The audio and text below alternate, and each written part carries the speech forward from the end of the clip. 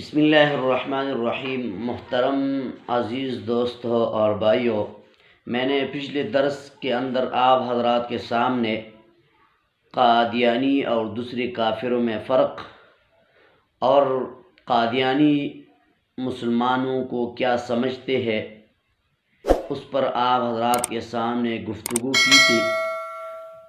آج میں انشاءاللہ قادیانیوں کے دھوکے اور قادیانی کلمہ اسلام کیوں پڑھتے ہیں اس بارے میں آپ حضرات کے سامنے مختصر سے گفتگو کروں گا۔ تو آئیے، قادیانی دھوکہ۔ قادیانی ضروریت پوری امت مسلمہ کو کافر سمجھتی ہے، جس پر مذکورہ قادیانی عبارات شاہد ہے۔ جیسے پچھلے درس میں نے ان کے عبارات کو آپ حضرات کے سامنے رکھے ہیں، ان کے حوالہ جات۔ لیکن قادیانی بعض اوقات مخالفت سے بچنے یا پھر ذاتی مفاد کے حصول کے لیے سادہ لوگ مسلمانوں کو صریح دھوکہ دیتے ہوئے کہتے ہیں کہ ہم تو تمہیں کافر نہیں کہتے، حالانکہ ان مذکورہ عبارات کے علاوہ مرزائیوں کا 100 سالہ طرز عمل بھی یہی بتاتا ہے کہ قادیانی ہمیں غیر مسلم ہی سمجھتے ہیں۔ چنانچہ مرزائی کتب میں مسلمانوں سے جملہ مذہبی و معاشی اور معاشرتی معاملات میں مکمل بائیکاٹ کی تعلیم ہے۔ چند تحریرات میں ملاحظہ فرمائے۔ مرزا قادیانی کا لڑکا بشیر احمد ایم.اے لکھتا ہے کہ حضرت مسیح موعود نے غیر احمدیوں کے ساتھ وہی سلوک جائز رکھا ہے جو نبی کریم صلی اللہ تعالی علیہ وسلم نے عیسائیوں کے ساتھ رکھا ہے۔ کلمۃ الفصل صفحہ نمبر 169 سے 70 تک۔ مزید لکھتا ہے کہ دو قسم کے تعلقات ہوتے ہیں، ایک دینی اور دوسرے دنیاوی۔ دینی تعلق کا باری ذریعہ عبادات کا اکٹھا ہونا اور دنیاوی تعلقات کا باری ذریعہ رشتہ ناتا ہے، سو یہ دونوں ہمارے لیے حرام قرار دی گئی۔ کلمۃ الفصل صفحہ نمبر 169 سے 70 تک۔ مرزا قادیانی کا دوسرا لڑکا مرزا محمود لکھتا ہے کہ حضرت مسیح موعود نے فرمایا، ہمارا ان مسلمانوں سے اللہ تعالی، رسول کریم صلی اللہ علیہ وسلم، قرآن، نماز، روزہ، حج، زکوٰۃ، غرض ہر چیز میں ہمیں ان سے اختلاف ہے۔ کلمۃ الفصل صفحہ نمبر 30 جولائی 1931۔ تمہارے پر حرام ہے اور قطعی حرام ہے کہ کسی کفر اور مکذب مرتد کے پیچھے نماز پڑھو۔ تذکرہ صفحہ نمبر 318 طبع چہارم۔ اس طرح آگے مرزا محمود مسلمان کا جائزہ پڑھنے کے بارے میں لکھتا ہے کہ جیسے غیر احمدی یعنی مسلمان کا جنازہ پڑھنا درست نہیں، اسی طرح ان کے بچوں کا جنازہ پڑھنا بھی درست نہیں ہے، کیونکہ یہ ایسے ہے جیسے ہندوؤں کے بچوں کا جنازہ۔ انوار خلافت صفحہ نمبر 93 150۔ انہی مذکورہ عقائد و نظریات کی وجہ سے پاکستان کے پہلے وزیر خارجہ ظفر اللہ خان قادیانی نے قائد اعظم محمد علی جناح رحمۃ اللہ تعالی علیہ کے جنازے میں شرکت بھی نہیں کی، حالانکہ سر ظفر اللہ خان ایک پتھر کے اوپر بیٹھے ہوئے تشریف فرما ہے اور دوسری طرف قائد اعظم محمد علی جناح رحمہ اللہ کا جنازہ ہو رہا ہے۔ لیکن یہ جرت نہیں کر رہا کہ اس جنازے میں شرکت کرے۔ بعد میں ان سے پریس والوں نے سوال کیا کہ آپ نے قائد اعظم محمد علی جناح رحمۃ اللہ علیہ کے جنازے میں شرکت کیوں نہیں کی؟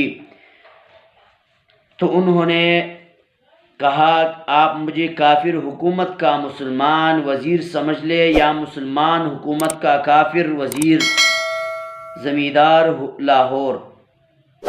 غرض قادیانی کتب میں 8 فروری 1905 غرض قادیانی کتب میں اہل اسلام کے ساتھ صرف اسی قدر تعلقات کی اجازت ہے جتنی اسلام میں غیر مسلمانوں کے ساتھ، جس پر قادیانی کتابوں اور ان کا 100 سالہ طرز عمل گواہ ہے۔ میں نے آپ حضرات کے سامنے انہی کے حوالے جات رکھے ہیں کہ وہ مسلمانوں کے بارے میں کیا عقائد رکھتے ہیں، مسلمانوں کو کیا سمجھتے ہیں، اور حتیٰ کہ مسلمانوں کے جو بچے ہیں ان کے جنازے میں بھی شرکت ہونے کو تسلیم نہیں کرتے۔ تو ان کے ساتھ تعلقات رکھنا، ان کے ساتھ اٹھنا بیٹھنا، ان کا کھانا پینا، کوئی بھی چیز ان کا استعمال کرنا قطعاً حرام اور ناجائز ہے۔ ہم ان کے مصنوعات اپنی دکانوں پر نہ لائیں، کیونکہ انہی کو ان کی مصنوعات سے فائدہ پہنچتا ہے، اور اسی پیسوں سے اسی فائدے سے نبی کریم سرور کائنات صلی اللہ تعالی علیہ وسلم کے خلاف وہی جو ہمارے جیبوں سے نکلنے والا پیسہ ہے وہ ہمارے محبوب صلی اللہ علیہ وسلم کے خلاف استعمال کرتے ہیں۔ قادیانی اپنے پرچار کرتے ہیں، مختلف جگہوں پر اپنے دعوت چلاتے ہیں، اور انہی پیسوں سے وہ کام کرتے ہیں جو ہماری مسلمانوں کے جیبوں سے جاتے ہیں۔ دوسرے نمبر پر قادیانی کلمہ اسلام کیوں پڑھتے ہیں، تو اس بارے میں تھوڑی سی وضاحت فرماؤں گا۔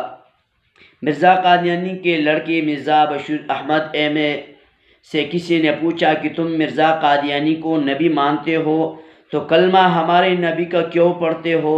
تمہیں مرزا قادیانی کا کلمہ پڑھنا چاہیے، جیسے عیسائی حضرات عیسیٰ علیہ السلام کو ہی مانتے ہیں تو کلمہ بھی عیسیٰ علیہ السلام کا پڑھتے ہیں۔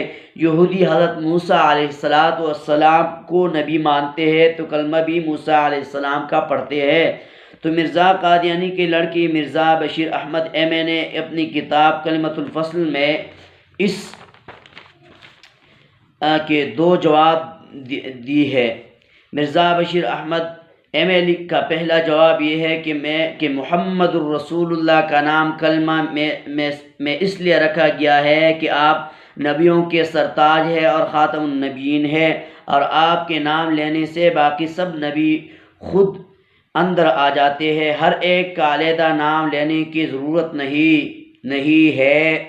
ہاں، حضرت مسیح موعود کے آنے سے ایک فرق ضرور پیدا ہو گیا ہے، اور وہ یہ ہے کہ مسیح موعود کی بعثت سے پہلے محمد الرسول اللہ کے مفہوم میں صرف آپ سے پہلے گزرے ہوئے انبیاء شامل تھے، مگر مسیح موعود کی بعثت کے بعد محمد الرسول اللہ کے مفہوم میں ایک اور رسول کی زیادتی ہو گئی۔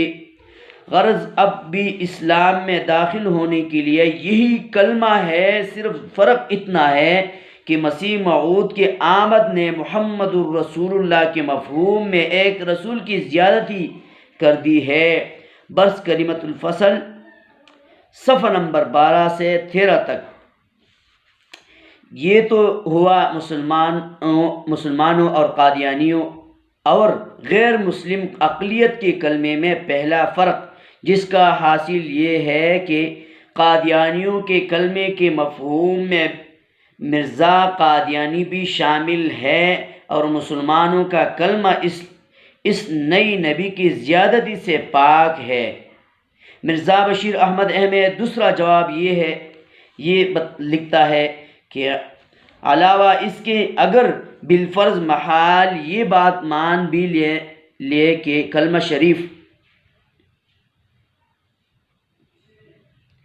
میں نبی کریم صلی اللہ علیہ وسلم کا اسم مبارک اس لیے رکھا گیا ہے کہ آپ آخری نبی ہے، تو تب بھی کوئی اعتراض واقع نہیں ہوتا اور ہم کو نئی کلمے کی ضرورت پیش نہیں آتی، کیونکہ مسیح موعود نبی کریم صلی اللہ تعالی علیہ وسلم سے کوئی الگ چیز نہیں ہے، جیسا کہ وہ خود فرماتا ہے ساری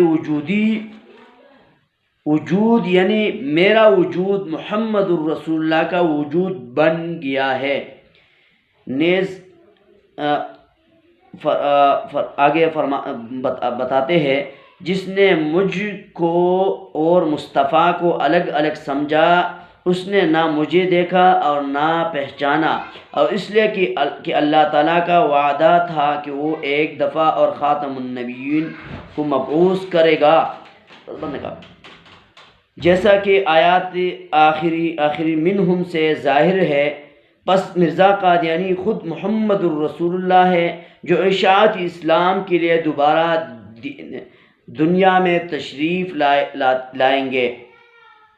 لائی، اس لیے ہمیں نئی کلمے کی ضرورت پیش نہیں آئی۔ ہاں اگر محمد الرسول اللہ کی جگہ اور آتا تو نئی کلمے کی ضرورت پیش آتی۔ کلمۃ الفصل 100 صفحہ نمبر 157۔